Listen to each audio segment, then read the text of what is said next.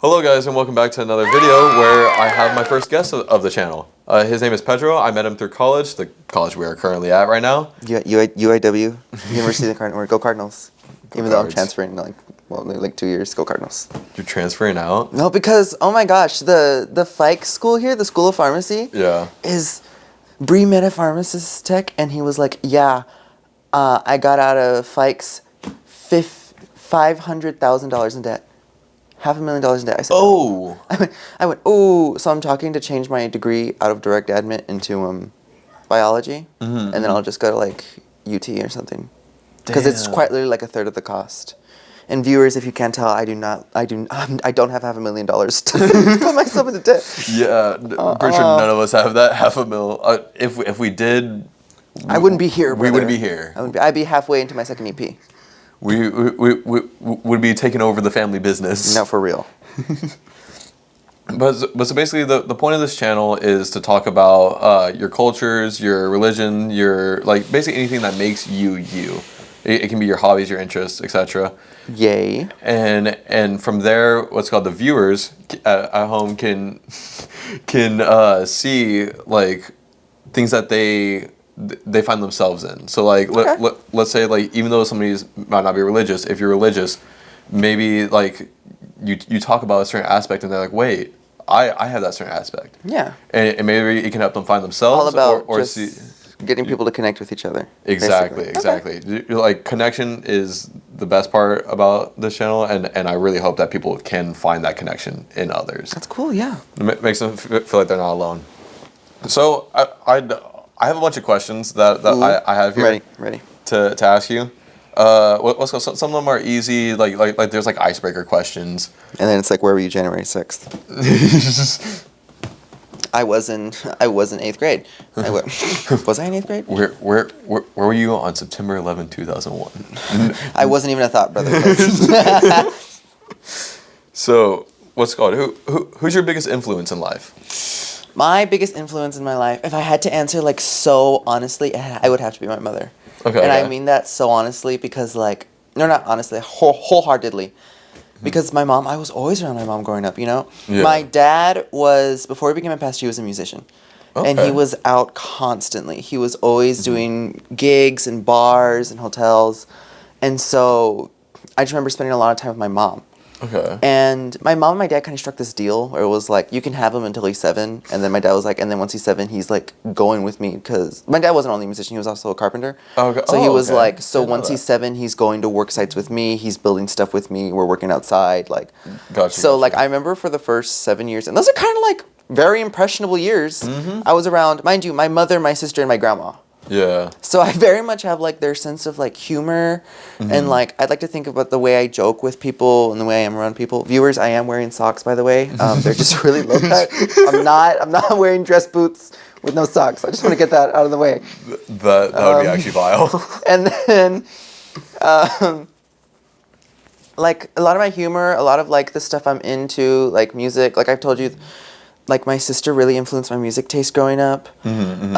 Like my music taste also everywhere because of them. Like my grandma, a bunch of oldies. Yeah, I love the Mavericks. For the viewers, what kind of music are you into? So like my grandma influenced me a lot with oldies. Like I love the Mavericks. My mom was a very, very deeply into rock. So like Black Sabbath, like Rolling Stones, Guns N' Roses. Like that's like very deeply who I am. Then my sister, growing up in like the 90s and 2000s, so I have like Lady Gaga, I have Pitbull, I have like Rihanna, like there's just like a whole melting pot. And then once I was with my dad, I have blues like John Mayer, the like Stevie Wonder, Santana, like. Yeah. Oh, dude, I left my lemonade over there. but just go grab it. It's not that bad. But yeah, dude. Honestly, I'm glad you mentioned like the like different family members showing you like different aspects of music, because that was also part of like my family culture. Like my grandma, she introduced me to Elvis Presley because they have the same birthday. She also introduced me to like mariachi music. Did you know my grandma almost knew George Strait? Because guess where he's from? He's from Pearsall, right? Oh my god. He grew up in Pearsall. And so one of my grandma's teachers was literally his dad. Dude. We learned that, and I was like, so how come we're not rich? Dude, being close to the George Strait, I know you're listening. George Strait, I know you're listening. Ask for a Diana Aguilar when you go back. What's going on? I think my biggest flex with like family knowing people. I wouldn't even say that's a flex. That's just like a huge coincidence. I mean that I would say that it's not a flex. My grandma once knew your dad. Like let's be so for real. Fair. What's it called? I mean, like my back when I went to like Sunday school and stuff like that. My Sunday school teacher was the sister of like a famous. Well, I say famous, but he's like locally famous country singer Kevin Fowler. See, that's cool. Yeah, I'll give you that. That was actually really cool, and I got so mad because I got tickets to his concert, and then I got sick with like food poisoning or something. While I was at the concert. You and food poisoning. Your stomach hates food. Dude, your stomach hates food. My immune system hates me. Your immune system hates you. Yeah, my immune system. Maybe we just need to go in the sun for a little bit, like get some vitamin D, photosynthesize. Yeah. I thought. Let's go outside and hit this for a little bit. Next video is outside interview. Hey guys, come spend 30 minutes with me outside so I can photosynthesize. So I don't get food poisoning anymore. Yeah, no more food poisoning and vitamin D gone deficiency. Wrong. I don't know. but yeah, like what's it called? Also, I can also relate to you on like the mom being like role model, like in that sense, because what's it called? Like I also grew up with my mom as like my center point. Like I did grow up spending a lot of time at my grandma's, and so she would definitely be like the other person I look up to. But aside from that, it is my mom because she's my parental figure, and she's the one that like taught me like right from wrong a lot of times, and a lot of times my dad was not there, and it's because they divorced when I was 8 years old. And so from there, like, I basically lived with my mom because she was the more financially stable one. Yeah.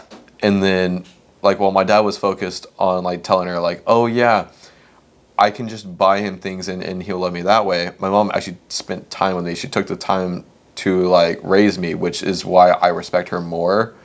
And I was able to build that bond with her. So, because, like, my dad, his whole entire thing with, like, spending money on me and, like, buying things for me was to get me to pick him over my mom, not realizing that spending time with the people you care about is what truly makes that relationship great. And I feel like that's probably why you have a big bond with your mom, your sister, grandmother, is because they spend those early years with you, melding you into who you are. Yeah, and I get my dad for being like, hey, like I'm kind of everywhere around the city. I don't need my 0 to 7-year-old son like with me when I go to the Soho bar. Yeah. Fair, maybe like let's have me stay home. Let's have me stay home a little bit.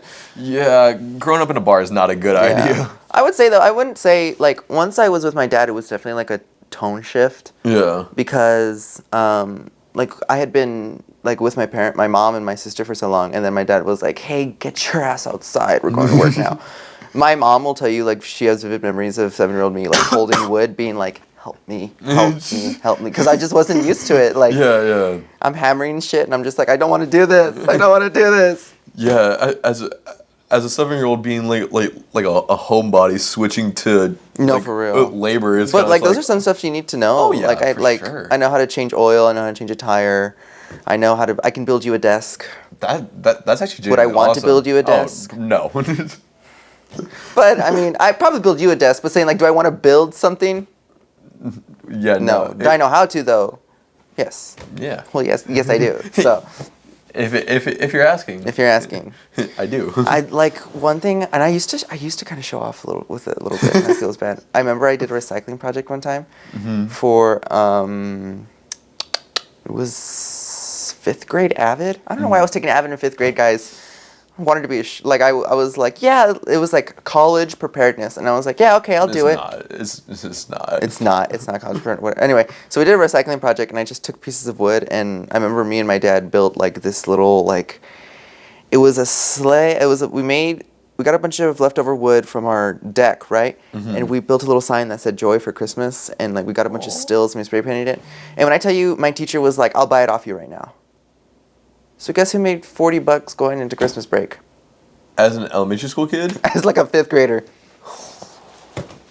Damn. I don't know. Hey, who said knowing a trade isn't useful? And who said, guys, stay in school, go to trade school, do something. Yeah. Like at bare minimum, go to trade school.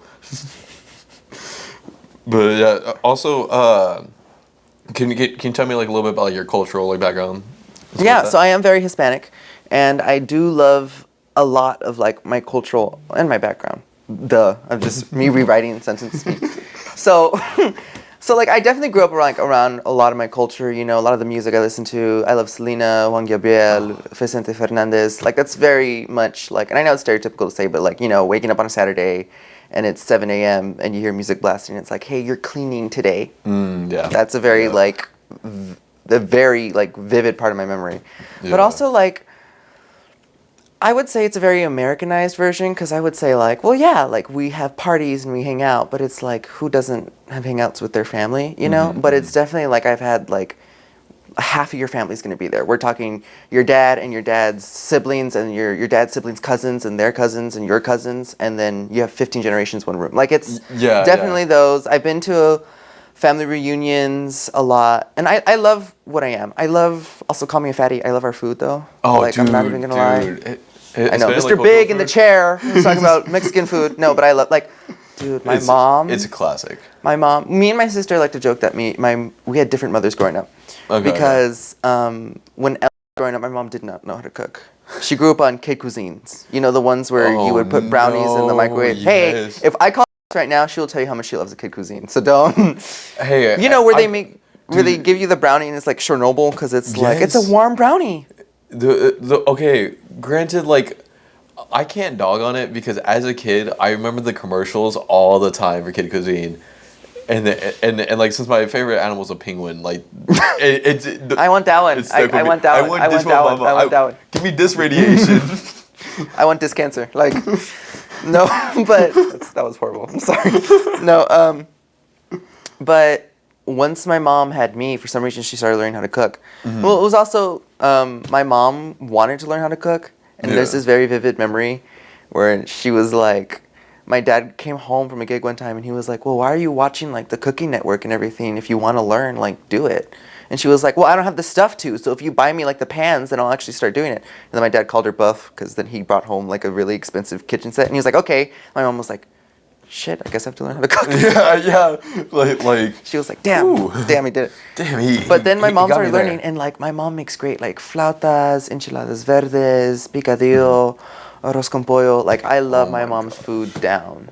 Like, that actually sounds so good. It sounds so much better than dining hall food we're gonna have like in an hour or two. Yeah. Viewers, just know that we're not having a good time. I'm gonna go and eat the worst mac and cheese you've ever seen before. And then they're gonna try to do some dish from Turkey, and it's gonna be like, come get shawarma, and it's like, I'm gonna shawarma it back into the toilet. Yeah, then Lale, one of our friends who's Turkish, is just gonna look at it and be like, I have better stuff in my dorm. No, for real. Dude, whenever she had like a bunch of like food at her dorm because her mom made extra, like part of me was kind of like, damn, kind of want to try some. Yeah, no, but the dining hall gets like, if you want to talk about culture, every time the dining hall tries to strip away from someone's culture here, that's when it goes bad. Yeah. They ever try making like arroz con pollo enchiladas? I'm not touching that. Yeah, no, they're always gonna butcher. Love you, UIW. I don't love your dining hall though. Like it's. Oh yeah, UIW like culture and like I love our old architecture. I love the people here. Food, no. Food. It's just not gonna go well. Yeah. but yeah, like I find it really funny that like when you're like the like put on music and clean like kind of like aspect of like your house, because that again reminded me of my grandma, where she wouldn't do like the exact thing where it's like put on music and like it wakes me up and we're cleaning, but like while we're cleaning she'd be like, okay, let me put on some mariachi music. Let me put on this. And then like we'd be cleaning for like a little bit, and then like she would ask me to dance. So then like in the living room we would do like little dance. Keep in mind, little white boy me had no rhythm, had nothing going, but she tried. She tried her hardest, and I thank her for it. But yeah. No, I mean, that's really sweet. Yeah. I think the only thing I have like me stuttering. How many times can Pedro say like in one video, guys? I know. Put a counter. It definitely was like putting music on while cleaning is definitely like something that we do as a family, but it's more so like it would wake me up. Like it was like I'm hearing Mark Anthony in the back going, stupido, and I'm like, oh, let me grab the mop. Oh, it's that time of the day. Yeah. Okay, let me. I'm sweeping. So, what's the next question? Would you consider yourself more of an introvert, extrovert, or somewhere in between? So I would love to say somewhere in between. Mm-hmm. But if you ask anybody in my family, they're going to say he's an extrovert. And I definitely get that. And my mom likes to say that I wouldn't talk a lot as a baby. Mm-hmm. And I know I wouldn't talk a lot as a baby. And I was just very like closed off as a baby. And and then verbatim she'll go, and then we sent you to preschool. And then the day you came back and you would not shut up anymore. Like you would. So she was like, you just wouldn't shut up anymore. And then that's when we learned that you were a talker, Samuel. You were a talker. I don't know. She tells me that. I'm just like, sorry. Like, how else do you want me to react to that story? But she's all over here like, man, dude, the house could be peace and quiet. And then all of a sudden, you came back from preschool and yeah. Like, so I'm definitely an extrovert if I'm being very self-aware. Like, you know, I didn't have a hard time making friends growing up, but it was definitely more like, hey, I'm going to go up to you and I'm going to talk to you and I'm going to start a random conversation and you're my friend now. Yeah. And I'm just very lucky that the people in my life were just like, okay. Yeah. And now we're like longtime friends. Sure. They didn't have a problem with it. There's definitely been some times where they're like, yeah. And then it's like the only time I talk to a person. Okay. But my mom was definitely like, yeah, you walked in and then you just made friends. And that's always been... That's awesome. I'm very blessed with it, I would say. Mm-hmm. Like, thank you. Like because I'm a very religious person. Yeah. So I would say I'm just very blessed with it. Not in like a condescending way, but like I definitely had like I haven't had a problem making friends. Like I was always friends with a lot of people in my class. Mm-hmm. You know, in first grade, there's also a story where my first grade teacher kept moving me to tables because I would talk too much. And then she had a conference with my mom, and she was like, "I can't move him anymore because he made friends with everybody in the class. Yes, I can't move him to a different table because he just keeps talking to everybody. Like they're always laughing." And I was like, again, oops, my bad. Oops, my bad. I'm having fun. But I am very much an extrovert. I like talking to people. I like making new friends. But that is very much like my style. Just to be like, I'll say like a comment to somebody, or not like a mean comment, but I'll be like, man, can they get any worse? Or like just like a small snippet of conversation. Yeah. But that's how I made a lot of my friends. Yeah, honestly, I've noticed it like where you're talking about like you see somewhere in between, but like leaning extrovert. Mm-hmm. I've seen because like you said, you're very outgoing. Like you're very like aware of people's emotions and like their feelings, and then like you're also like willing to like go out your way to like talk to people. But then also like sometimes I will admit, like when I've been in your room with you and Martin, your roommate. What's it called? I will be shut in. Yeah. You will be shut in. Like you'll be quiet. You'll like get on your phone and like. It's definitely a pendulum because there'll be times where it's like, yeah, no, I can make friends with anybody, and then it's like I don't want to ask for it to go play because I'm gonna be embarrassed. Like it's like it swings. I'll definitely snap out of it if like it's a whole table being like we're not gonna do it, and I'll be like, well, somebody has to do it. You know, I'll definitely be that person. Yeah. But there's definitely times where it's like sometimes I want to go out and I want to hang out with a bunch of people, or you know, other times I just want to stay in my room and play Skylanders. Like it's exactly. I will hunker myself down though, but I would say like it's also I'm very blessed too where it's been like I've never had.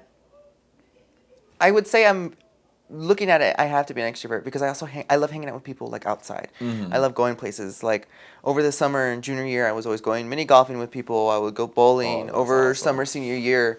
My grandma would always make fun of me because she was like, you always have a party to go to. Because I'd be like, I had all my friends' graduation parties, and then people would pick me up. And then also, by the way, like, I don't drive. Yeah, the amount of people who have been like, yeah, no, Pedro, like, we'll pick you up. Like, don't worry. Like, you don't have to worry about it. And I'm just like, thank you guys. Oh, love. Like, I'm sorry.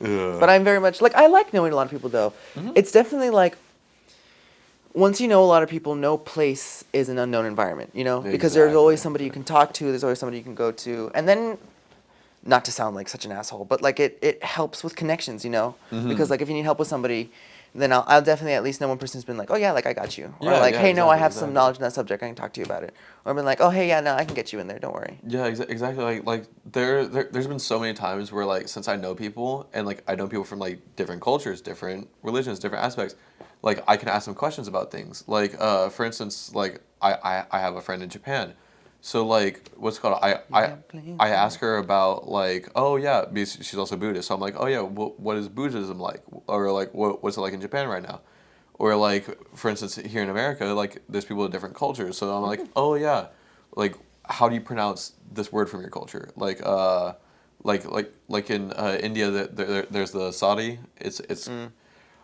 I don't want to butcher it and be like rude about it, but like Welcome to insensitivity time. Let's be yeah, careful. it's Joke. it's kind of like it's like headpiece and like scarf part, and it's from like Indian culture, and then like I would ask my friend like, oh, how do you pronounce this? Because I don't want to like butcher it Yeah. and like them look at me like, who's this little white boy over here, like judging us? I'm like, no, I'm sorry. I'm I, sorry. I swear, I'm trying to be nice, but like, yeah, things like that, and then like also like, for instance, like I'm part Hispanic and stuff like that, and so since I grew up with my mom, that's the white side of me, so I missed out on a lot of my Mexican heritage, my Spaniard heritage, so I didn't get to grow up with that as much as like for instance a lot of other people do. So when like for instance when you would show me like some of the like Mexican song artists and stuff like that and like see if I knew them, and I didn't know most of them. Brother, it's just at some point when we don't know Juanes, we have to like. I I didn't You grow up lived with in that. Corpus Christi. At least you knew Selena. If I didn't know Selena, that would have been a Then I hate would have to crime. shoot you. That valid. Finishing it with Cole Mata, guys. Like, welcome. Valid. You would literally have to end me for that. Okay, what is your most treasured memory? Ooh, okay. I don't know why I sounded disgusted. Hello. Let's see. What's a really, really good memory of mine? Weirdly, a recent one I would be, and this sounds so cliche, but like graduation, but it was definitely my college graduation. Okay. Because remember how I've told you I've done the dual credit where I went to high school and I took college courses at the same time. So I graduated with both degrees around the same time. I think I graduated with my associates. Which is It was all awesome. backwards. I graduated my associates in May, and then I graduated my high school diploma early June. So That's technically, funny. my associate's degree was invalid until I graduated high school. It was weird. I didn't even think about that when you just And said that. so I remember walking that stage, and we had it at the Alamo Dome. And I remember walking that stage, and I remember seeing like a bunch of my friends right here because they were still waiting to be called up. And I remember looking out and knowing how much education I had just gotten, and knowing all the work I just put into it, and knowing that it was worth it. You know, like at the end, I did it. I got my degree, and this is my first college degree. Like Yeah. I did it, and I was 17. I was 17. I got my associates. That's crazy. And walking that stage felt so, I was so proud. And I was so proud of myself in like a good way. Yeah. You know, not in like no narcissistic sense, but I was so proud that I made it. And I remember being so proud that a lot of my friends made it too. And that's like a memory I cherish a lot because then I remember we were leaving and seeing my family like outside, and that was definitely a sweet moment. Yeah. And oh, then dude, nothing better than that. that was I loved that. And that Yeah. it was definitely like, I was so glad because these were the people who helped me get this degree. They're the ones that encouraged you Yeah. and like pushed you through it. And I'm all. kind of glad I didn't have a big party for that one because it was like my college degree, my family were really the only people who helped me get it. If that makes any sense. Like, Yeah, I get it. it was me. I put in all this work, and obviously I would invite my friends, but they were all having the same big party. Yeah. But like my dad was the one who was there for me. My mom was always there for me the whole time. My grandparents were always there for me the whole time. And so like who else would I want to share this celebration with other than the people who helped me get here? You know. And so I remember, and we went to Babe's Burgers, and that was like me tearing up buffalo. What was it? Buffalo sauce, like drenched chicken strips, and the best fries you'll ever have. Go to That's- Babe's Burgers, guys. that's Free epic. promotion. Hey, by the way, sponsored by Babe's Burgers. Not actually, not actually. But like that memory of like just being with wish. them after that moment, that was so nice. It was so special. I guess if we go younger, let's see, what's a really good memory I had when I was younger? My mom used to hold these things called Flauta Fridays. Ooh. And so the Friday after Thanksgiving or the week after Thanksgiving, but on a Friday, we would take all the leftover turkey that these people would have, and we would put them into flautas. And it was so much of like my dad's side of the family that would come over, and like we used to throw them party style. Mostly it's just been family events, but I remember in maybe when I was in like fourth, fifth, sixth grade, right? Okay. They were like huge events that we would like.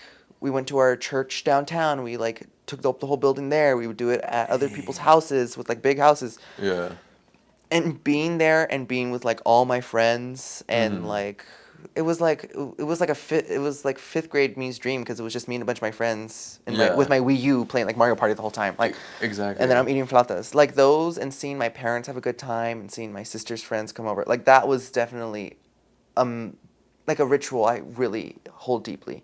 Yeah. And I've told her recently, I was like, we need to do one again, like, you know, because it is just been family and I love that, but like we need to do. I was like, because people still ask us about it. Oh, really? We moved to churches somewhere in between the road of like COVID hit.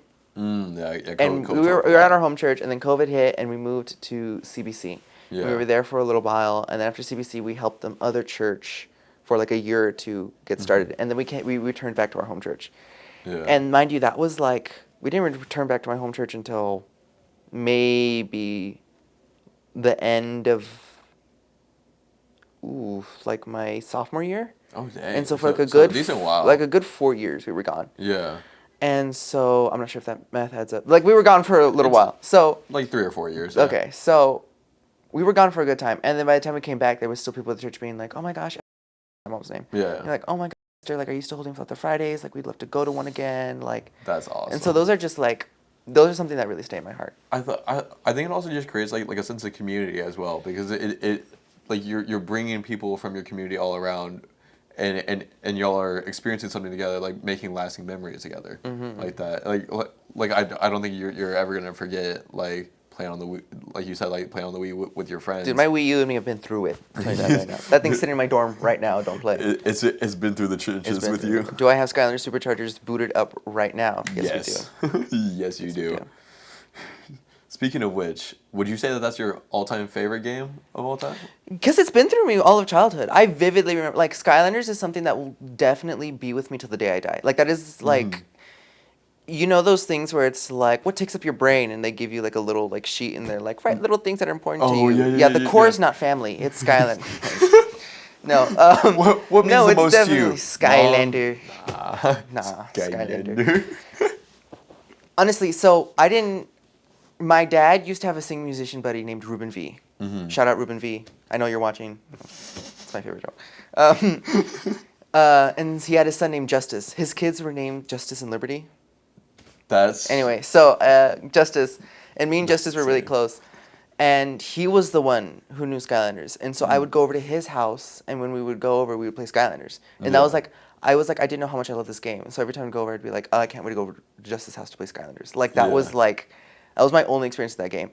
And I remember that Christmas, my parents gifted me Skylanders Swap Force on the Wii. When I tell you, I sat in that room for the entirety of the rest of the day after my party, and I played Skylanders Swap Force for the Wii. That experience is so life-changing to me. And then I played Skylanders Trap Team, like the following year. And mind you, these games were coming out like year after year after year. Like, there was no break. I was locked in.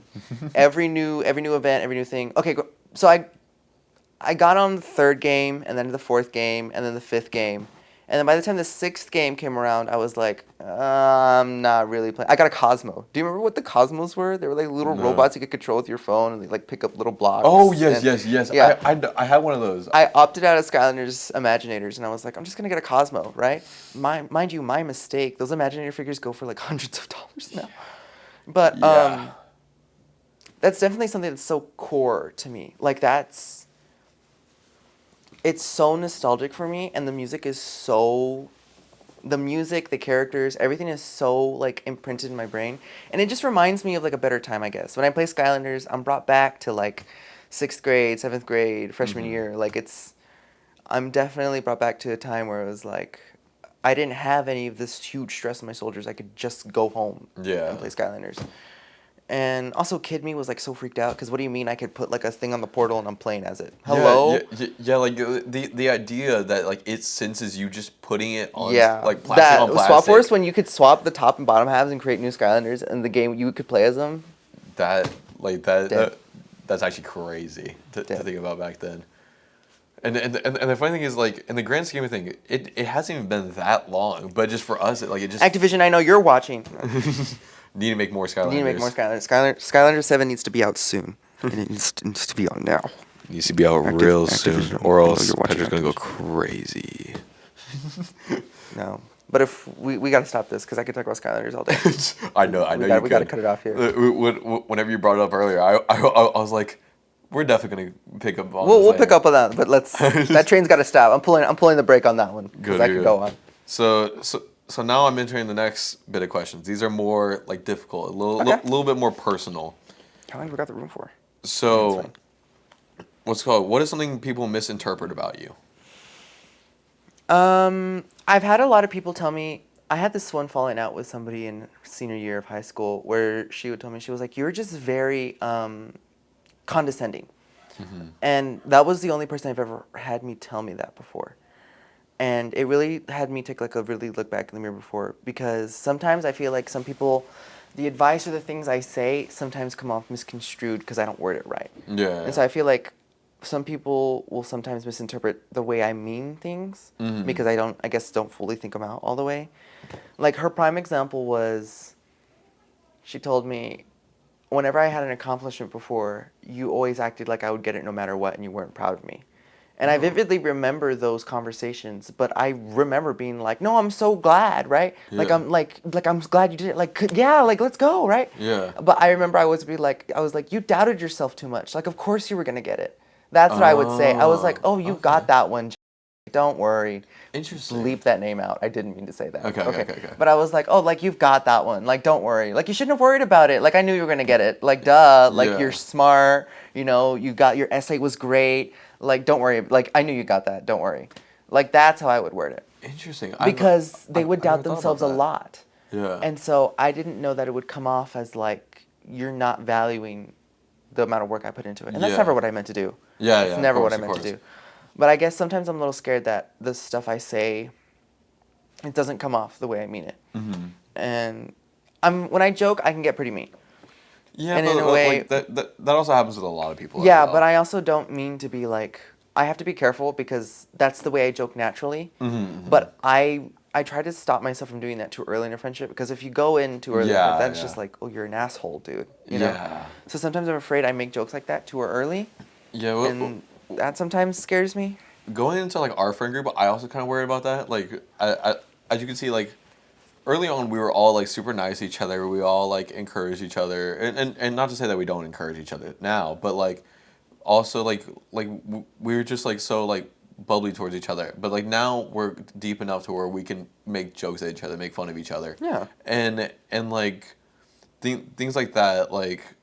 I think it's about like seeing the boundaries of not only just the group and like how long y'all been friends, but also just personally, because some people are different. Like I can joke with you in ways that maybe I couldn't joke with somebody else in the group. Exactly. And same vice versa. Like maybe you can joke about them in some ways that you can't with me.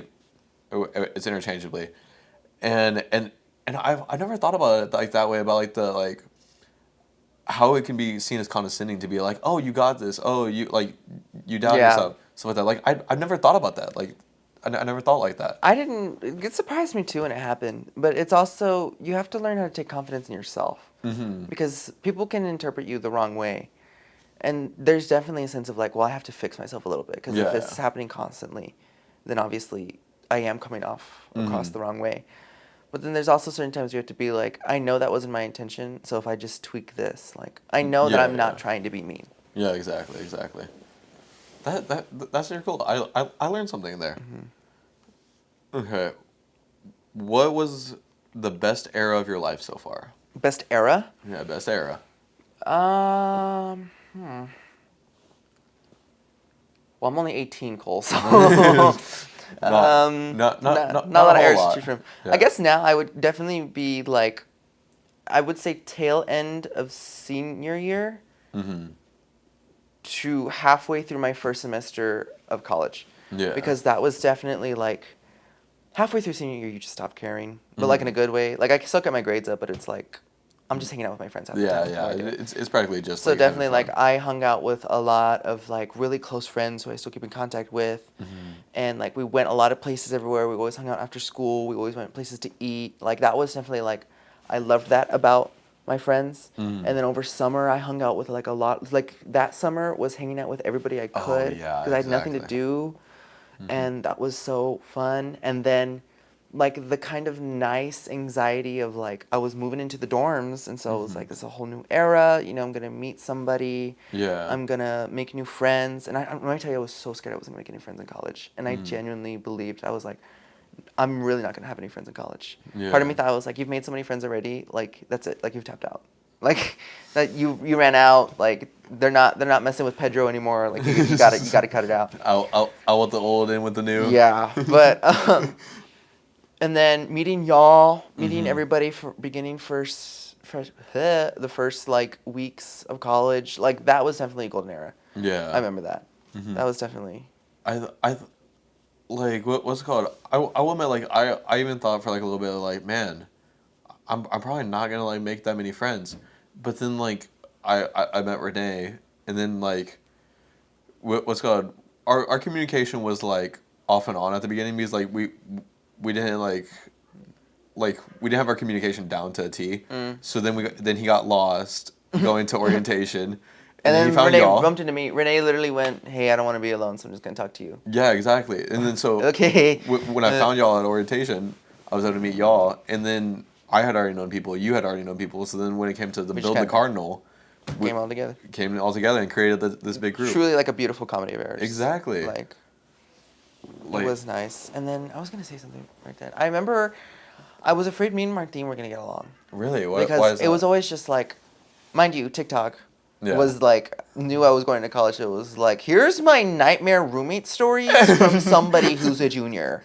Like, I would get like all of those. Dude, Where it's like, here's why getting a single dorm is low key worth it. And I was like freaking myself out. Yeah.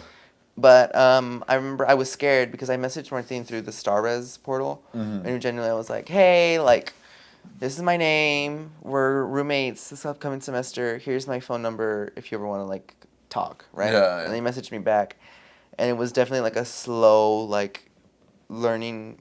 Like we texted each other very slowly. Okay. And then it started amping up, and then we gave each other's Instagrams, and then like by the end of summer we were definitely like, I can't wait to meet you. And so it was definitely like more of a smoother transition. Okay, that's really good. That's really good. I'm happy for y'all for that. With me and Renee, it was like messaged 3 times back and forth, and then we didn't talk until separate times. Like it'd be like, oh yeah, are you getting the microwave? No. Okay, I'll get the microwave. No, sorry, are we getting like a shared microwave? Sorry, I already got a microwave. I'm like, okay, cool. Then I'll have a microwave for myself then. And then like it was back and forth with that, like us asking questions to each other and then just answering it like 3 separate times, and then we went to college together. I think it definitely helped break the ice with me and Martine for a little bit. Like it definitely got rid of like the awkwardness in the beginning, because by the end of the summer we were sending each other TikToks, so like it was fine. Gotcha.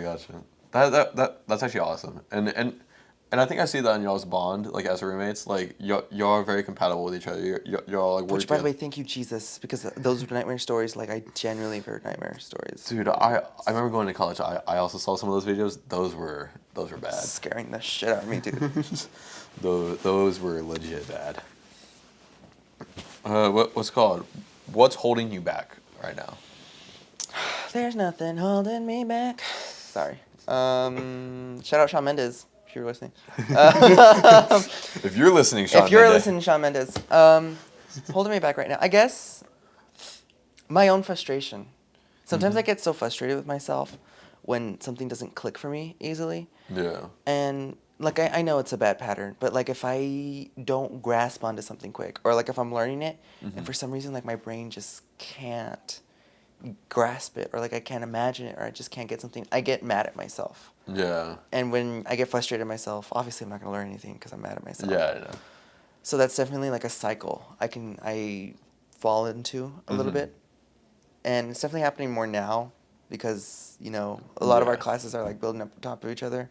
Yeah, exactly. And if I can't, like if I read something like 3 different times and I'm like, I just don't get it, I will be like, that's tomorrow's problem. And then like just keep shoving it off. Yeah, and then you also like go on walks because like I remember he's like I was saying earlier, like I'll be in the room with you and Martine, and like I'll be sitting there talking with Martine, and then like you just get up out of your chair, and then just walk out the door. Well, I mean, I tell you I'm going for a walk at least, but like, Okay, there has been like a time or two where you just don't tell us and you just go out on a walk to clear your mind, and then like both me and I Martine. don't remember that. I'm so sorry. Really, dude, I apologize.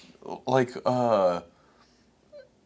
I would turn to like your chair and then I'd be like, Martine, where's Pedro at? Well, sometimes like, also I guess you could say that's holding me back too. Like my mind fights itself a lot in ways that are like, I know that's not true. Why are you telling me that? Or it's like, you're just not going to get it. Or like, no, you're going to fail that test. Duh. And it's like, why are you telling me this? Like, it's not even me anymore. Like, and then sometimes I guess I fall into that anchor of like, if it's my mind telling me these thoughts, then obviously I'm thinking them. But I'm also, why I'm not thinking these because obviously I'm not. If I'm not agreeing with them, then it's not me. But then it's like, well, if it's all in your head, then it's part of you. And so like I fall victim to it like that a lot. And a lot of it's just being like, not all the thoughts in your head define you. Yeah. It's how you react to them that defines you. Because that's a really philosophical answer. It's like you can think things, but if you have the knowledge or like the sense of self to be like, no, like that's not true and that's not real. Yeah, like, no, I'm not going to fail this. Yeah, or like, I got this. Yeah, or like, no, not everybody in the room's hating me right now or looking at me weird. Like, there's certain stuff where, not to sound like a mean way, but you can snap out of it. Like, sometimes it's like, if you're just being too down on yourself, it's like, hey, let me, like, get up and go on a walk. Because if I don't do something, I'm just going to sit there and I'm going to hate myself. Yeah. And so, there's definitely stuff in that. And then, like, getting religious, it's definitely a sense of like dying to yourself, because the Bible says you need to die to yourself. Okay. And it's definitely like, I got scared with these thoughts sometimes because I was like, if I can't depend on me, like I'm getting scared that these thoughts are mine, but I know I'm not agreeing with them, so they're not mine, right? Yeah. Because like, who wants thoughts of failure? Who wants thoughts of being like, well, everybody in the room hates you, or like, wow, you really shouldn't have said that, or like, wow, you're kind of like really a jerk. Yeah. Or just like stuff that like constantly like belittles me. But it's definitely like, and I got scared at one point because I was like, if my brain is constantly fighting these thoughts, then I can't depend on myself. And at the end of the day, if you can't depend on yourself, then who the hell can you depend upon? Because that's a scary thought. Yeah, because but it's definitely been going back to the Bible being like, well, you don't have to depend on yourself when you can depend on God. Yeah. And you don't have to depend on, like, you're not the only person in this fight, And you're not the only one who has to hold this alone. And so, like, definitely, like, when I go up to the roof of knees and I just pray a lot, or if I'm praying in my room, it's definitely helped me calm down and been like, this is not only my fight, Yeah, exactly. It's learning to be like, I'm not the only one who has to fight this alone. And sometimes it's having the strength to be like, I can't fight this. And I give it to God. Because it's like, it takes a lot of strength for a person to be like, I can't do this. I can't do this and I need help. And so taking that to God is like, where I pray and I meditate and I'm just like, these thoughts, they just like, they attack me. And like, I'm full of self-doubt and I feel like I don't value myself anymore. And taking them to God and finding peace and finding comfort in that. And I ultimately come out and I feel a lot better, And so there are days where I'm just so thankful that I'm here.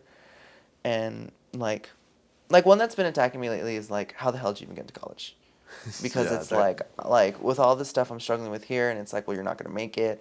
And like, why are you even on this track, And definitely taking that to God and being like, I can't with these thoughts. And being able to feel them like go away. Like it helps a lot. Yeah. And so that's definitely something I've found comfort in. Yeah, I think that's a very big thing, like, in a religious aspect of realizing that you're not alone in your battle. It's Truly. like what's called, even if, like, now as you know, like, I'm not heavily religious, but, like, I remember hearing this line from when I was younger, and it was, Jesus left the many to go with the one for the flock. Jesus left the 99 yeah, for the one. Yeah, exactly. He left the 99 for the one. meaning that like even if the whole world's against you, like if you feel like the whole world is against you, Jesus leaves the many to go help you, to go be with you and sit by your side, and like I think that's like really powerful And there's in so that much, aspect. yeah, and there's so much like comfort behind that, you know? Exactly. Like even being like, because I think a lot of people also have this misconception of like, you can't talk to God or you can't talk to Jesus when you're like stuck in that state. And it's like, no, like the whole point is that you can talk to him no matter what state you're in. Exactly. It doesn't matter what you are, it doesn't matter who you are, it doesn't matter what you're going through right now. You can always talk to him. Exactly. Like he's always an outlet there, whether you're at your highest high or your lowest Exactly. low. And honestly, like even though like I'm not heavily religious anymore, like that still sinks with me a lot. Like I still I don't know how to explain it. Like I still like feel like some way of like, you know, I'm not alone in this, and like I feel like since the death of one of my grandmas, I have slightly started to become a little bit more religious, or like started to like think that like maybe there is something out there, but like I also hope that there's like something after death, because then like in that kind of aspect, like I kind of think of like, oh, she's with me right now, she's watching over me, and stuff like that, like different aspects of like something is with me, something is watching over me and wants the best for me, and stuff like that. It's comforting. Yeah, Sometimes. it is A lot of really times. comforting, and I find like great joy in it as well. It lightens my day when it's going bad. So this one, I answered in my video where I interviewed myself. By the way, go check that video out. Yep, go check that video out. Last video uploaded. What's it called? But in that video, I talk about how kind of what inspired me to well, in my first ever video where like I'm talking about like the point of the channel. Part of it, I talked about like how the the world's kind of separated like in a divide of like, oh, you don't know my trauma, you don't know this stuff. So then it kind of just like it's pushing people away. Yeah, it stonewalls people. Exactly. And when I was in my World of the Word class, my religions class, the professor he always has like this like religious scripture up on the board, and then a ponder this question, and like most of the time it's like tied to the Bible verse or whatever, and like we literally sit there for like 20 minutes talking about the ponder this and the Bible verse, and what's called the question is, what keeps you up at night? Oof. Yeah. What keeps me up at night? So is that my question? Yes. What keeps me up at night? Let's see. What's a recent one? I feel like that question changes over a person's life, you know? Because there's definitely certain situations that come up. You know? I guess the biggest overarching one would be, what keeps me up at night? I guess the dangers of standing in the middle. Ooh, okay. So that's definitely tell. one. That's definitely one I've struggled with a lot. So there's obviously. Okay, it kind of has to start from the beginning. So my parents are not. My parents have children, no kids, that come from previous marriages. Yeah. And so technically, I have two half sisters. One of them we'll just call E, and the other's A. Okay. Right. And I'm very close with E. Me and E are like this, right? And then me and A have a very distant relationship. And so, growing up, I guess it felt like I had to take sides a lot, you know? Yeah. And that's definitely it. Growing up in a blended family, definitely, when things don't go smooth, it definitely feels like you're pitted against each other. And the thing that makes it difficult for me is that, you know, E is my mother's daughter. Yeah. And A is my father's daughter.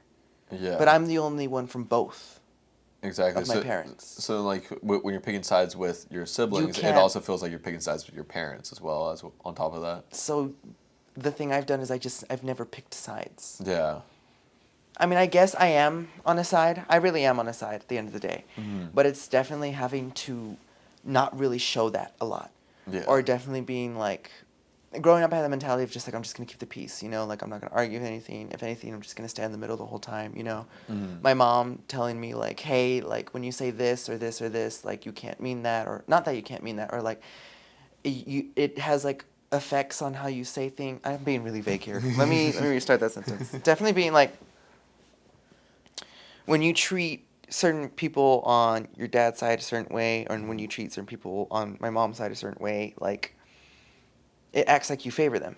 Yeah. And so I have to be very, very, growing up, I had to be very, very cautious of how I handled both sides. And the way my parents would talk to me about, the way my mom would talk to me about my father's side, the way my dad would talk to me about my mother's side, it was definitely like in each conversation I had to be like, yeah, no, yeah, yeah. And so growing up being placed in the middle a lot of having to be like, and obviously at the end of the day, I am on one side. Yeah. And I'm not going to say it because who knows where this video will go. But at the end of the day, I am on one side. But it's being like, I don't want to disappoint my parents. Yeah. And I don't want to let one of them down. And I don't want them to think I'm choosing a side, Yeah. So having to be like very, very ambiguous or having to look at both.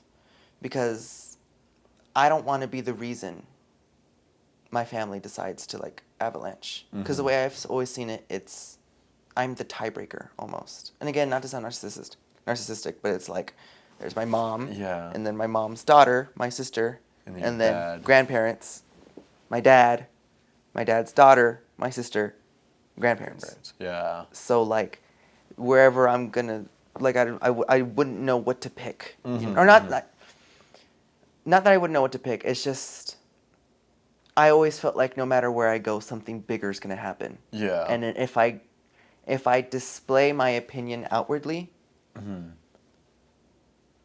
then something's gonna happen, and it's gonna be irreversible, and that's something I really don't want.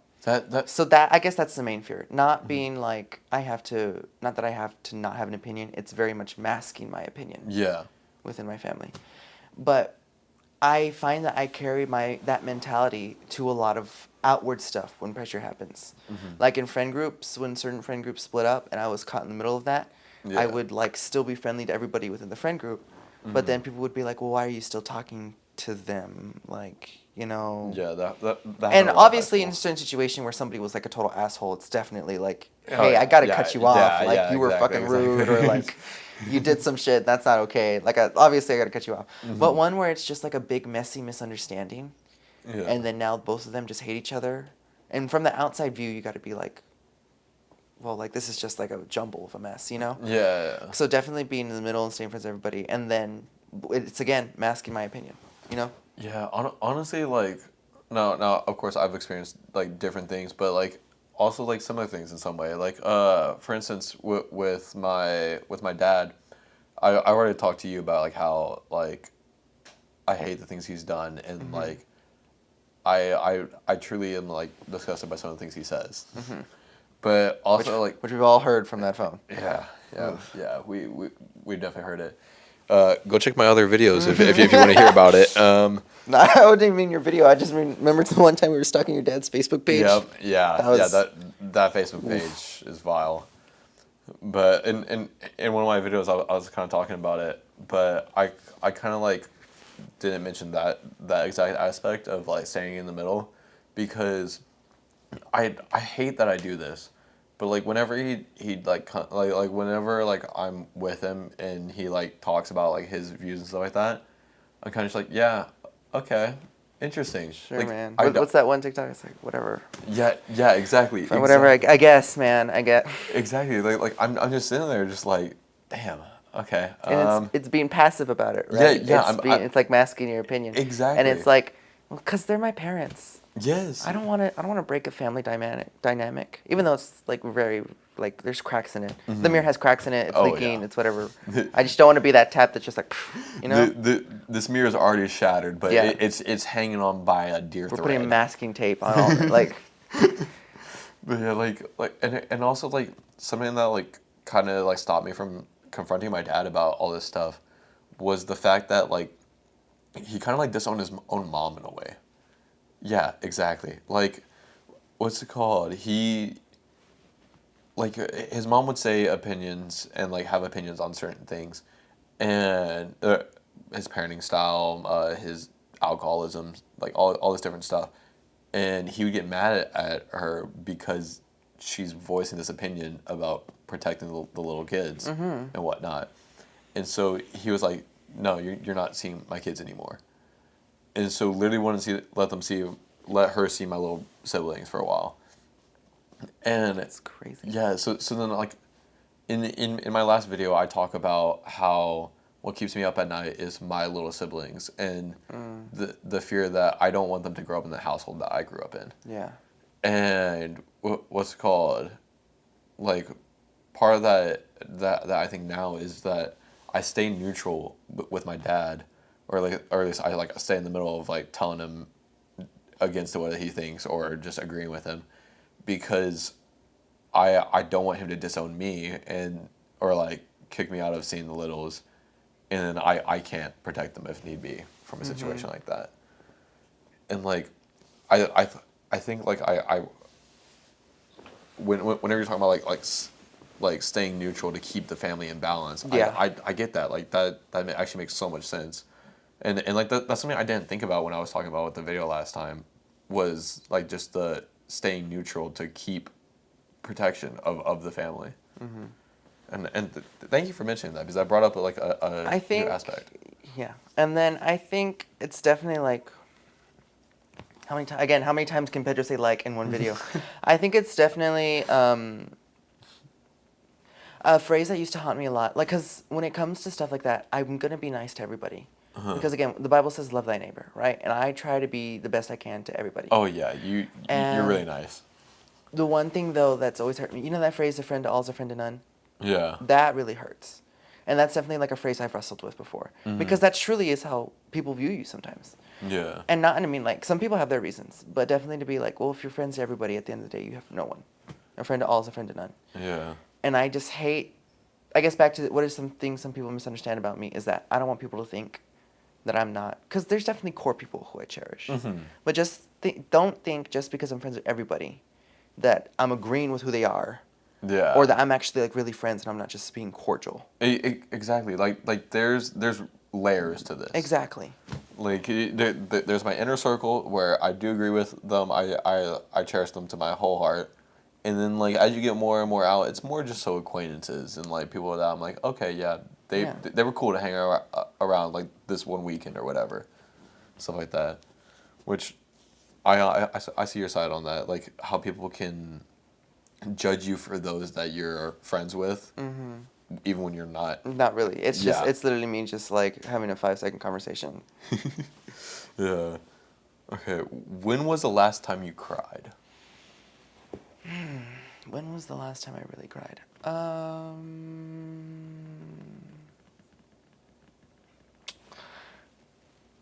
My cousin had a wedding recently. I think it was around November of last year. Yeah. And there was a little table for family members who couldn't make it. Oh. And my grandma, my dad's mom, was on that table. And me and my dad grabbed a piece of pink cake because that was always her favorite dessert. That's mine. That's my favorite pink dessert. cake, and we laid it there at the table, and it was nice. Yeah.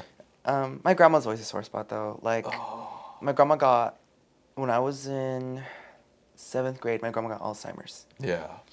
And the thing they say about Alzheimer's is that's horrible because essentially you witness the death of a person twice. Oh yeah. Because literally. you witness them die because they don't know who they are anymore, and they don't act like themselves anymore. Yeah. And then they forget everybody, and then they actually die.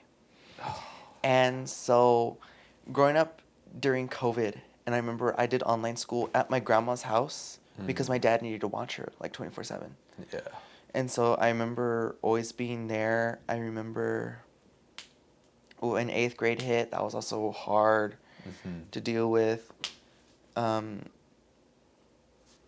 There's a lot of memories I have where she would like recognize us briefly. Yeah. You talking about dancing with your grandma. My grandma, that was one of the only things she really remembered how to do.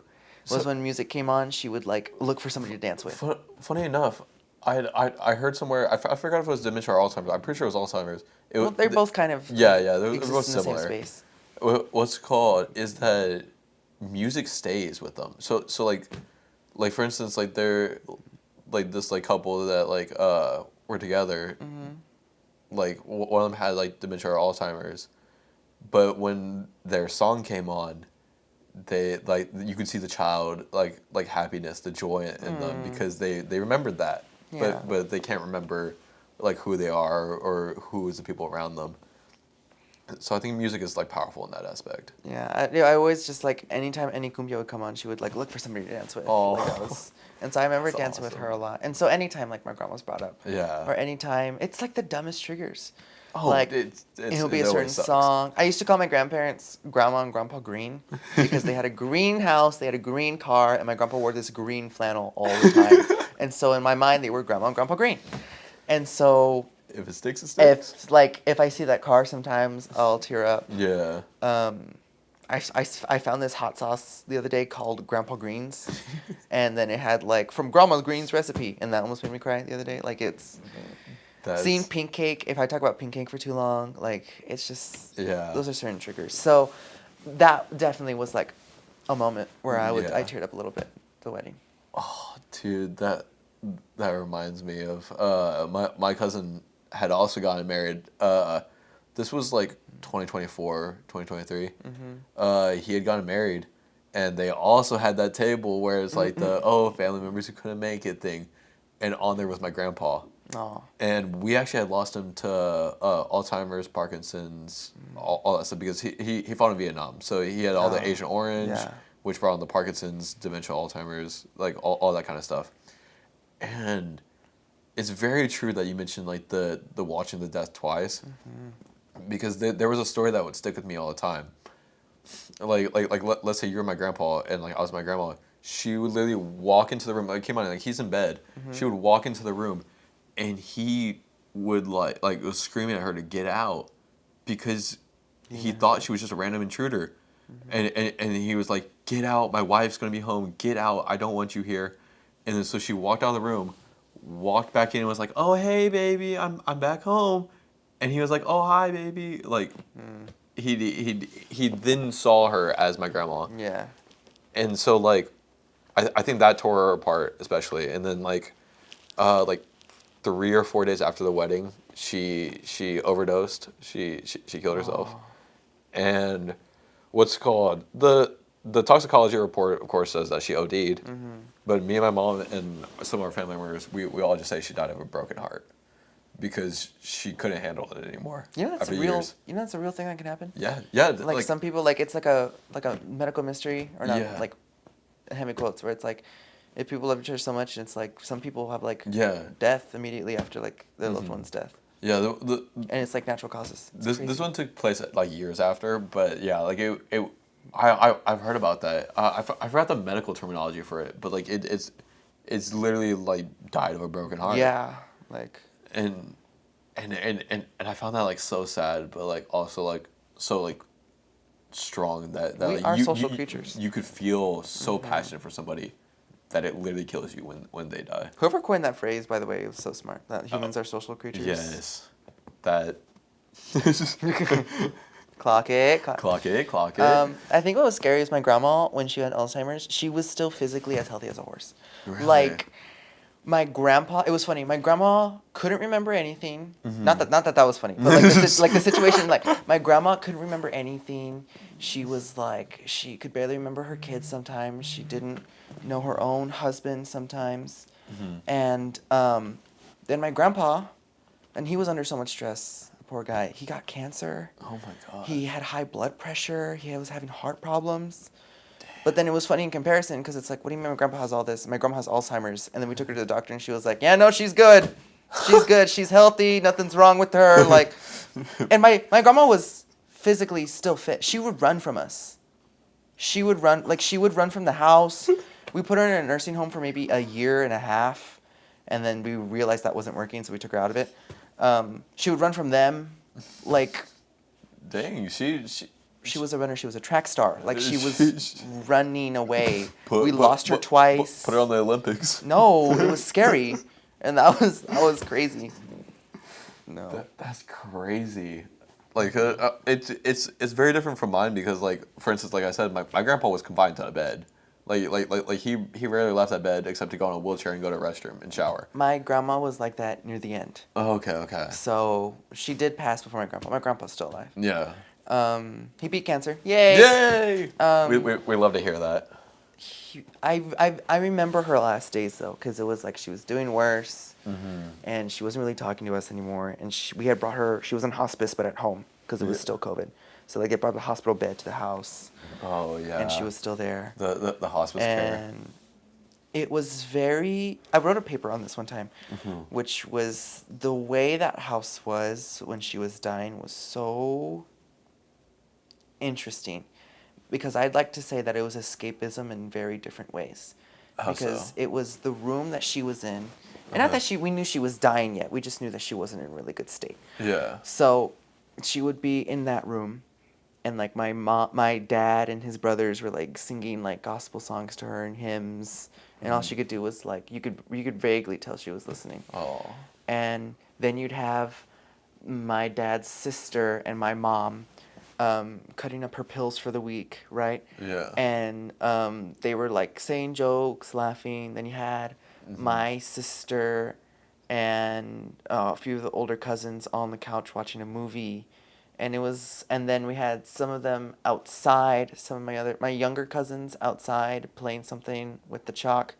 And we had me and my cousin Gabby and the other people around our age who were playing Mario Party Superstars in like one of the back rooms. But it was definitely in a sense of like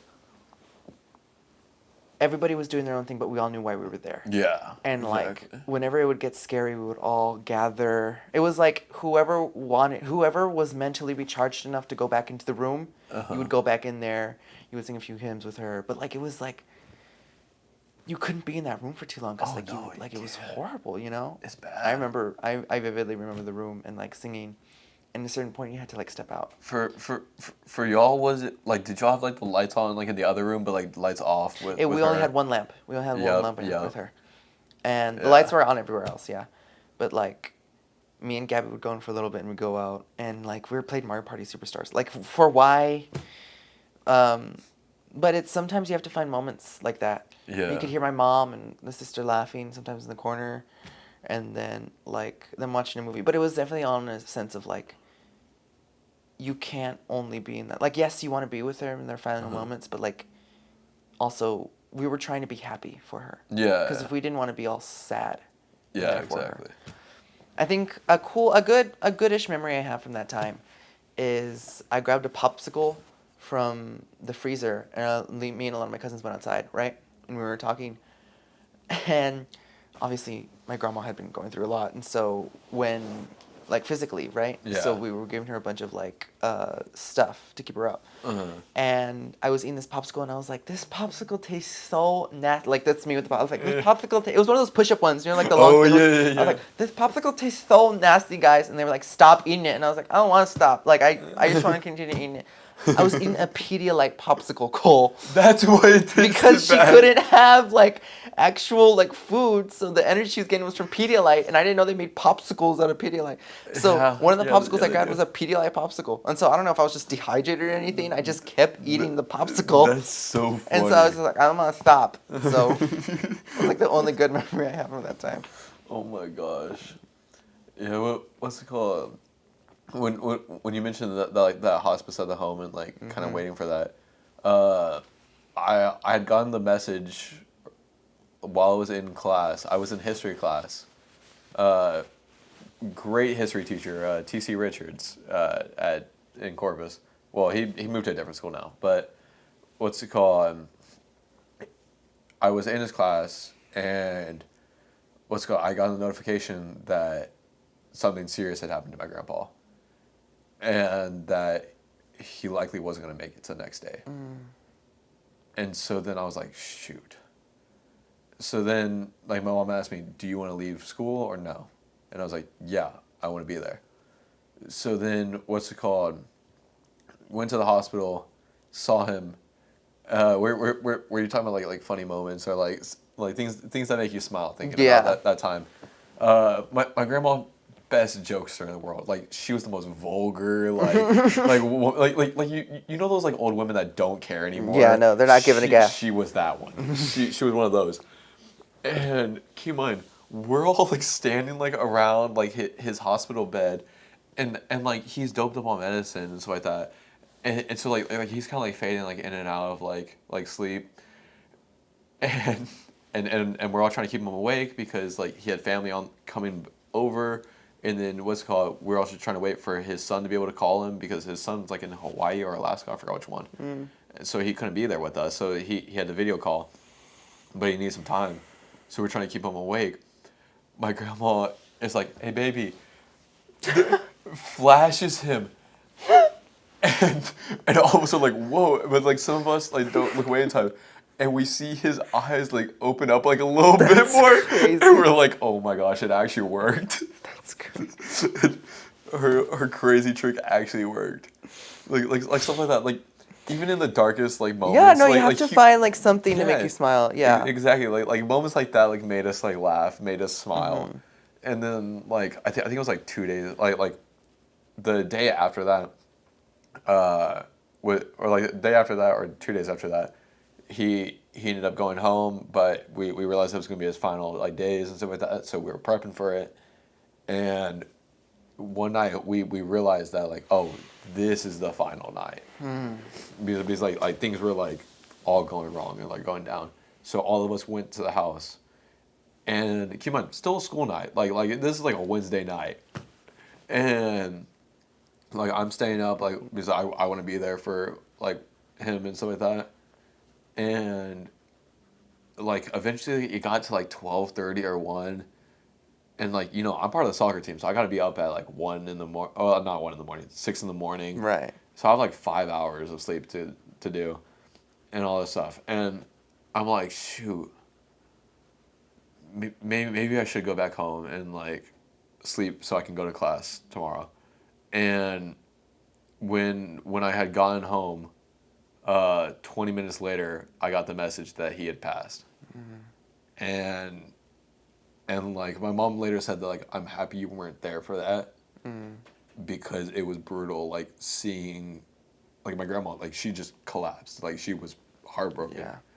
and so like stuff like that, like I remember we had stayed there for like 2 days. Yeah. We stayed there for 2 days in a row, and her vitals weren't dropping, but they were just like steadily low. Yeah. And so we knew that it was coming. And that Sunday was the Sunday night, Saturday night, we were like, let's just go home and then we'll come back in the morning. Yeah. And I remember that it was that night. Yeah. She passed. And so Super Bowl Sunday morning. Oh no. Is when she passed, by the way. Oh no. Do you remember who won? No, but I think that was Shakira and J-Lo's Super Bowl. Let me double check that. Let me fact check real quick.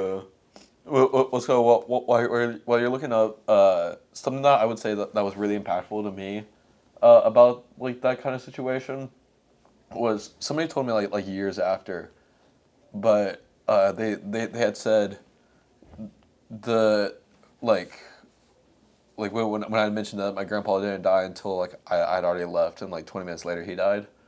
The person was like, he didn't want to see him die. He wanted to wait for you to leave, so that he died. And like with you when you were saying that, like maybe she wanted to wait to let go until y'all left. I think definitely my dad was definitely.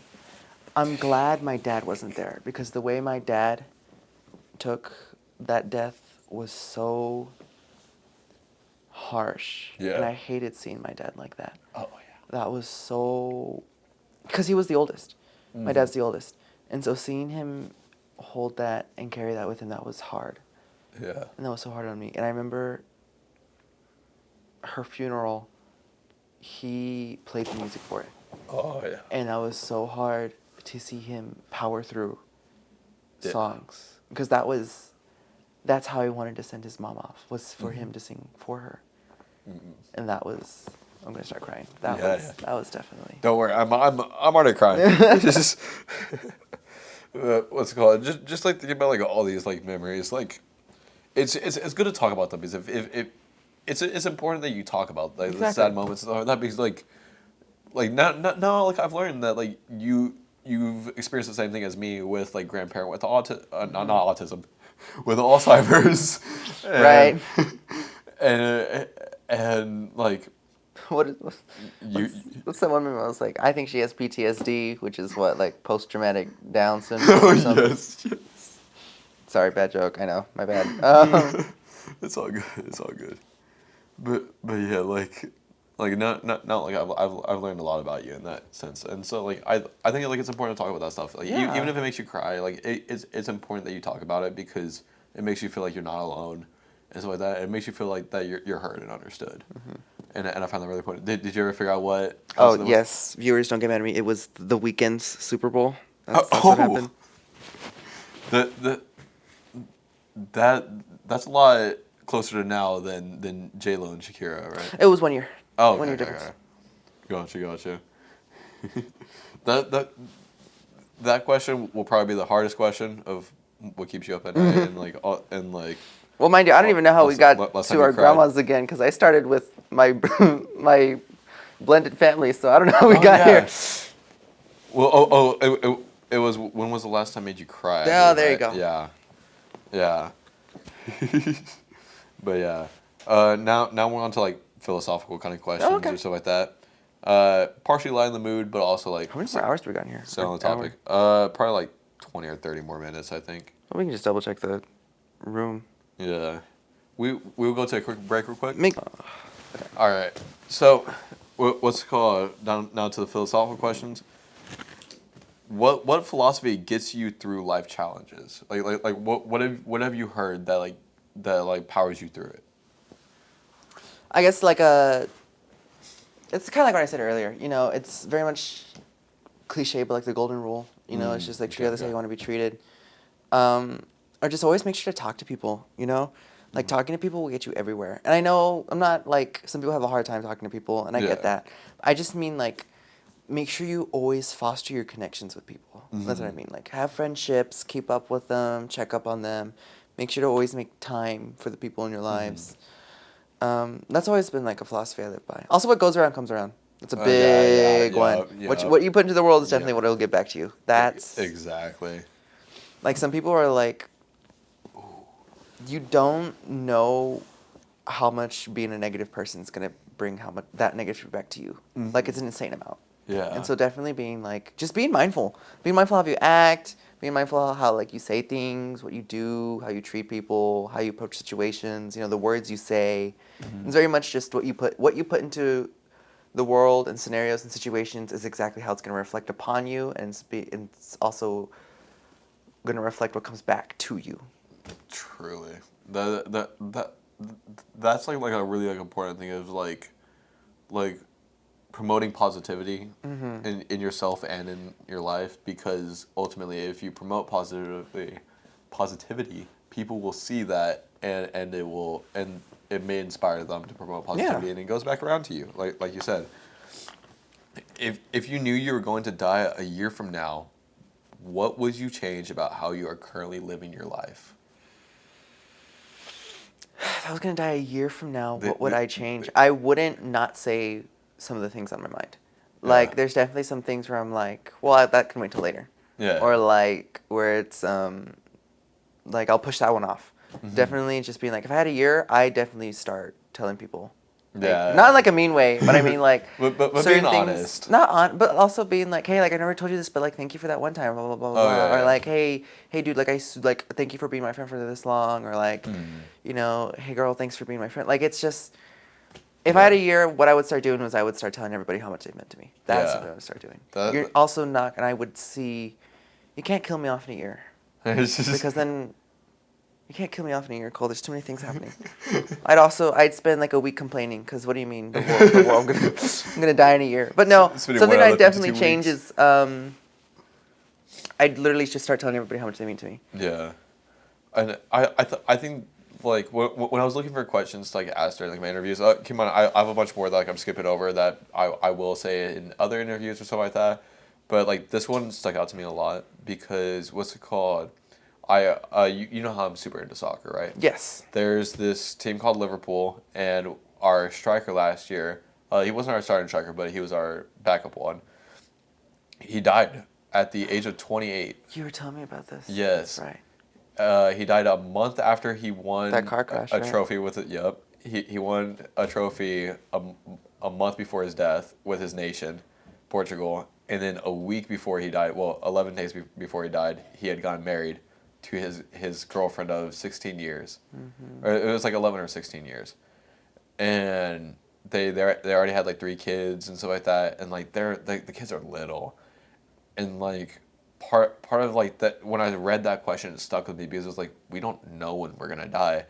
And like, when you think about it, if you knew when you were gonna die, you would start living it like totally differently. Like you would be more appreciative of like. Oh, for sure. Yeah, like when you wake up in the morning, you'd be like, man, thank you. This feels great. Like I'm happy to be alive. Let me make the most out of this day. Let me not waste it, like by hating on every little aspect. Like, do you want? So what if this person like spills my coffee? They're gonna make a new one. Okay, and like I'm not gonna be. It's definitely just like way more optimistic. Yeah, exactly. Or like having to force yourself to be optimistic, because you also can't fall into a grief pit. Like, yeah, exactly. Not necessarily just our scenario, but like in something bad's happening or like something that's horrible. When it's something you can't control, there truly is the amount of you that has to let it go.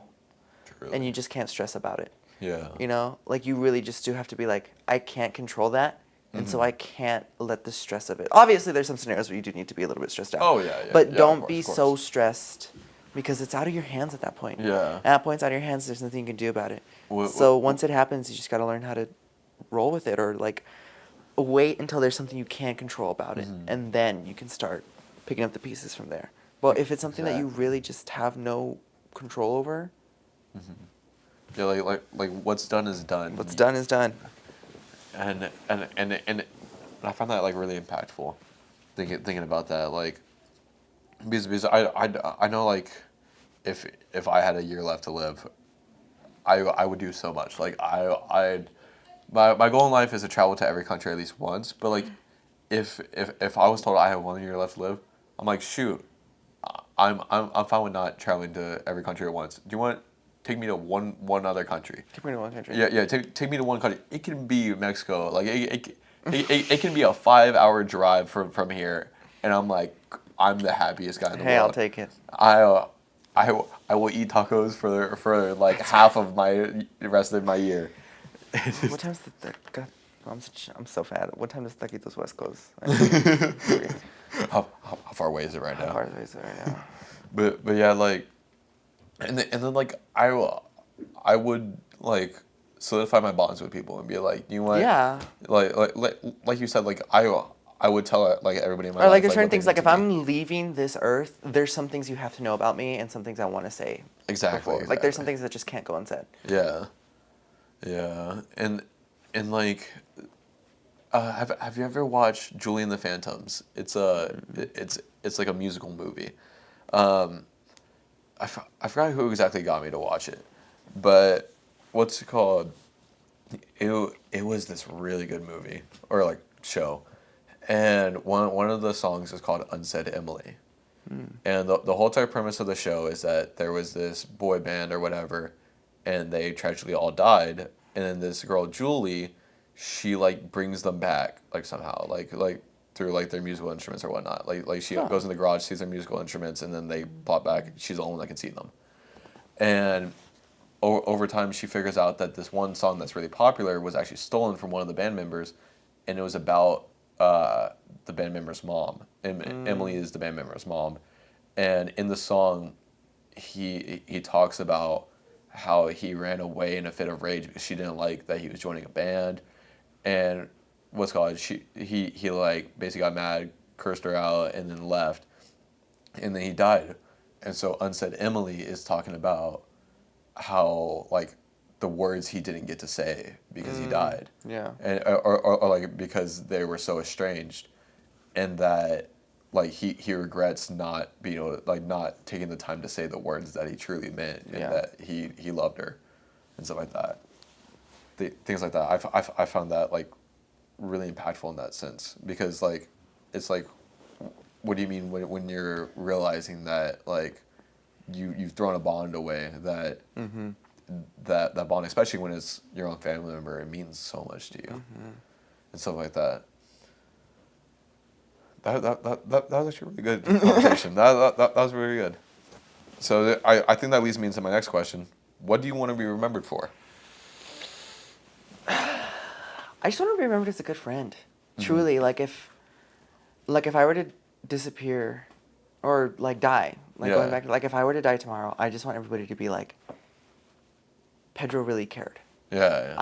I just want to be remembered as somebody who was always there. Like one of the phrases I like to tell people was like, I'm in your corner. Like you probably heard me tell that to you. Yeah, for I sure. tell it to a lot of people, but I really mean it. Like no matter what, like look in your corner, I'm there. Yeah. Like when you go to look for your resources, I'm right here. I'm a text away, call me. Like I'm in your corner. I really do mean that.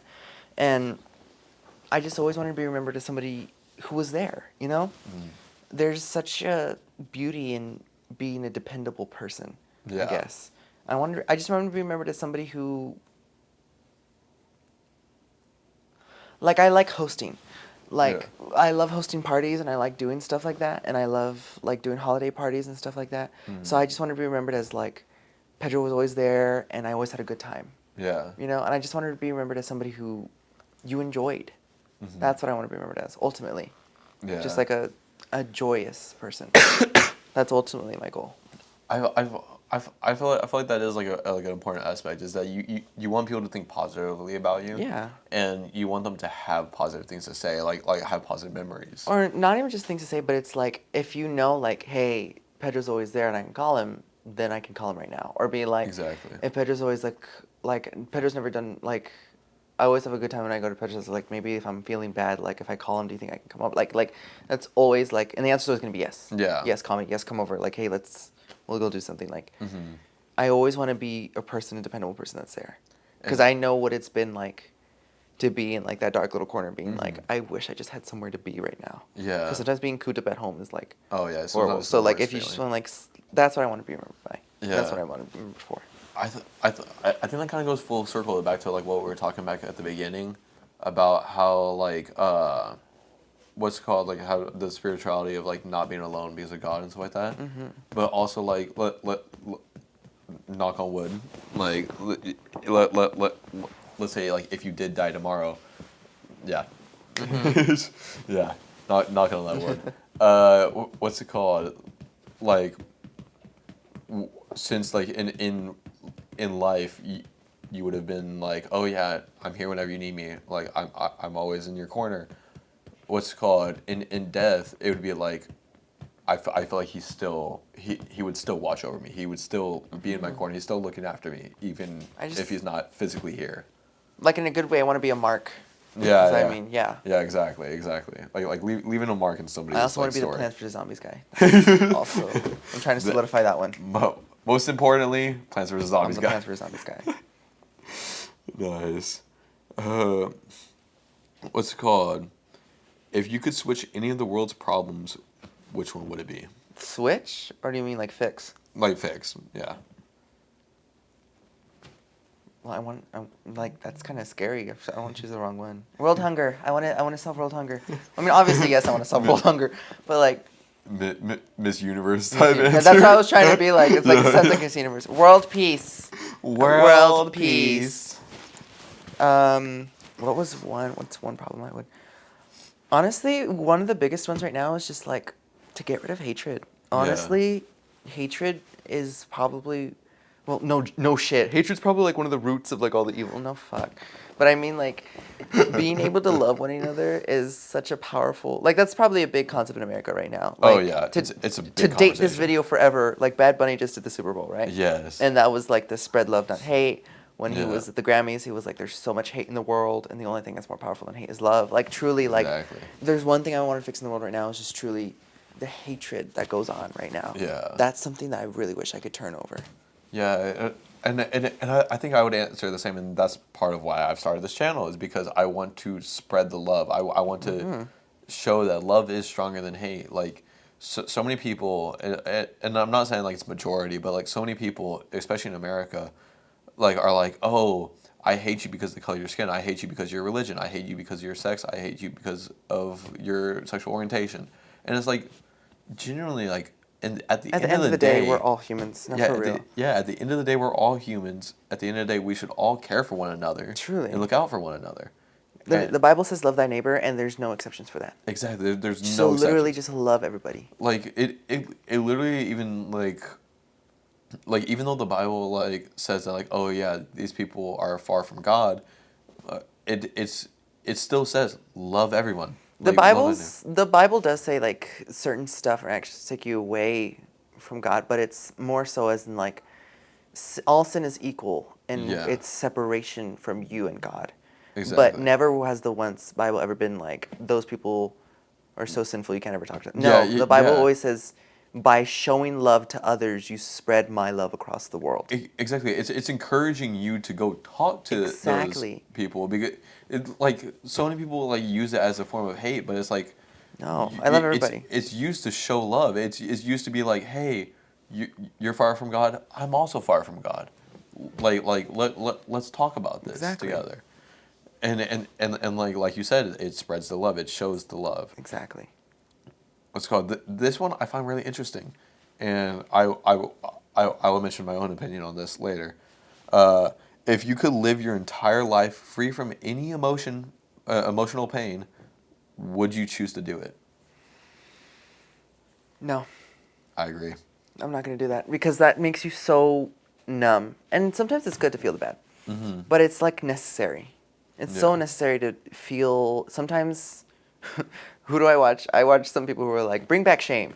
Because sometimes we need to bring back shame, guys. Sometimes let's bring back shame. There's a certain, if you didn't feel those things, you would never improve upon yourself. Exactly. And then if you didn't feel those things, everything would be okay, and not everything is okay, guys. Yeah. There's some stuff where it's like clearly wrong. Exactly. It's clearly wrong. And then also like, I find funny that you brought up like somebody that like mentioned a quote. I just mean like bring back shame as in like sometimes guys we need to think, and sometimes we need to be like, oh my god, that was such a dumb idea, let me never do that again. Or like, oh, that hurt somebody, let me never do that again. Yeah, or like, hey, that came across the wrong way, let me not say that, because as the Lego movie would not have you believe, everything is not awesome, by the way. Yeah. And like, I'm sorry, Lego movie. There's a song artist, you should know him. Y'all should all know him. 50 Cent. Whoa, crazy pool. I know. I don't know that one. Niche artist right here. Niche artist. What's that eagle catching the ball? But sorry. That cracked me up way more than it should have. What's it called? With 50 Cent, like after he got shot 9 times, in his song Many Men, where he talks about that song, he says, what's it called? There wouldn't be joy if it wasn't for pain. And I hold on to that because I'm like, you know what? Yeah, a lot of bad has happened in my life. Yeah, what's it called? I was in a toxic relationship, and then granted we were both toxic to each other. But I was in a toxic relationship, and it taught me now like to be like joyful and like to like see how good I have it now in my relationship. Like I feel like if I got with my girlfriend now, or like back then, maybe I would have taken advantage of like the good that she gives me, and like I would have taken it for granted, or like I think the pain that my grandma overdosing, or like the pain of my grandpa dying, and like being emotionally attached to both of them, I think like that has actually helped me like talk to so many people, and like it's helped me talk to you and understand your side from when you were talking about your grandma with Alzheimer's, and also your grandpa having cancer, because my grandma had cancer as well. And that was like a really impactful thing to like see that like I'm not alone. There's people that are literally going through the same experiences, like one grandparent having Alzheimer's, grandparent having cancer, and like different aspects of that. Like stuff like that like sticks with me. But yeah, this is all the time that we have. I definitely love see that. yourself today, because baby, you were born this way. Lady Gaga, circa Lady Gaga 2010. What's called it? Oh, I'm surprised. I've been good about it. I know. We didn't go on a rant about Lady Gaga. I know, that was good. Do you want to go on a rant to end it all with Lady Gaga? Not a rant. I kept myself contained. Hold on, what are they saying with lunches? Lunch was earlier. Hello? Wait, what? Dude. Hey, by the way, Martina Costa, I know you're watching. Screw it. No, I'm joking. No, I'm going to the Mayhem Ball, guys, in like this like 12 days. I'm such a big Lady Gaga head. I know you know. Yeah. Oh yeah, for sure. But Stephanie, I know you're watching. What No. what are you most excited for about the concert? She's doing Shazit. Like, that's, like, my all-time favorite song by her. Yeah. And she hasn't performed it since the Joanne tour. And the fact that she's doing also, like, the electronic stop part, I'm gonna die. Everybody's like, you're gonna cry at the concert. But I'm pretty sure they think I'm gonna cry at, like, Die With A Smile or, like, Shallow. Oh, no. No, I'm crying at, like, Poker Face. I'm crying. She's going, abracadabra. I'm sobbing. I'm sobbing. I'm going, oh, no. I'm dead. I'm gonna die. No. She's also a very formative part of my growing up. I think I really got into her music. I wasn't a big fan until sophomore year. Really? I was not a big Lady Gaga fan until sophomore year. And I only really knew her hits freshman year. I only knew Just Dance and like Poker Face, and that was really it. Yeah. What got you into her? Or like My sister, all the way when I was still in elementary school, she showed me the Paparazzi music video. Yeah. And she was like, do you get the meaning? And I was like, yeah, she's being stalked. And she was like, you do get it. It was like a dumb conversation. But I do remember that. I told my previous friend in high school, we'll take his name out. No, I just won't say the name. No, Yeah. I'm not friends with her anymore, yeah, by the yeah. way. Because she's like a really bad, not bad, but she was just like a really rude person. Anyway, she was my friend in sophomore year. I told her I was listening to Lady Gaga, and she was like, well, you got to listen to Government Hooker. That's my favorite song. And it's off Born This Way. And so then I listened to Born This Way. And I was like, wait, this is kind of some good music. And so then from Born This Way, I went back to The Fame. Okay. And I got a lot more songs from there. Then I listened to the majority of Born This Way. Then I went to The Fame Monster. And The Fame Monster had some good songs. And then I tried getting to art pop at the time, couldn't do it. Yeah. And then it wasn't until junior year I got into art pop. And then once I got into art pop, it was over.